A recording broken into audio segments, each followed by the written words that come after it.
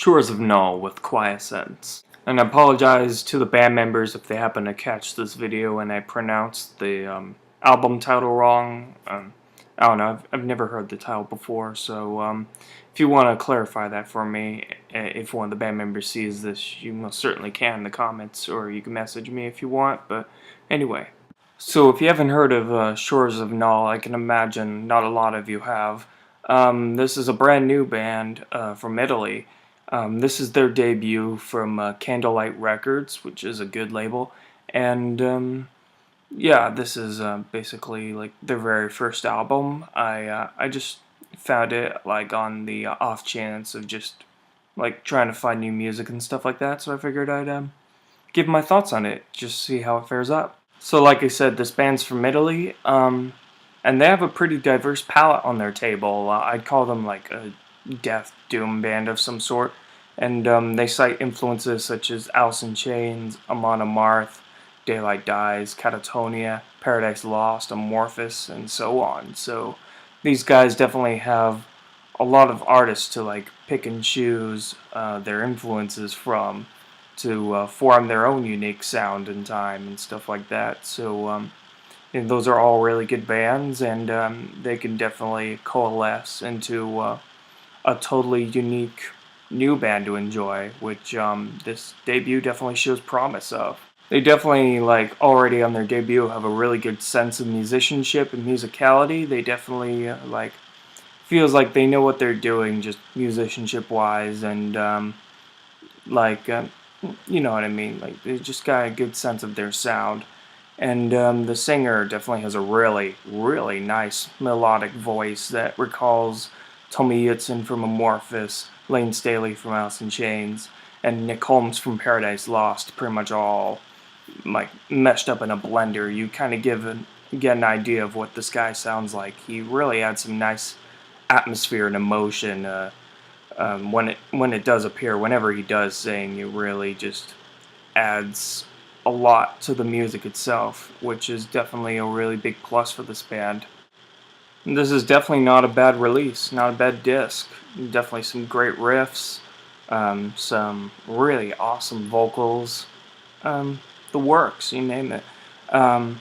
Sometimes it can overstay its welcome a bit. Like sometimes the songs feel a bit samey after a while because I feel like sometimes there's not a lot of like real differentiation between the songs. Obviously, there's like, I mean, I know there's like changing tempos and stuff like that, but maybe like an added acoustic guitar line or keyboard line or something might like change things up a bit. But I mean, you decide what you want to do with your sound, whether or not you want to have those things. I mean, I guess maybe that's something I've been used to with the music I typically listen to, but I mean, for what this is, it's still really cool, and it's mended itself with repeated listens. I notice like when I return to this album, it gets better, and I'm able to enjoy it more than I did on the initial listen, so that's definitely not too bad.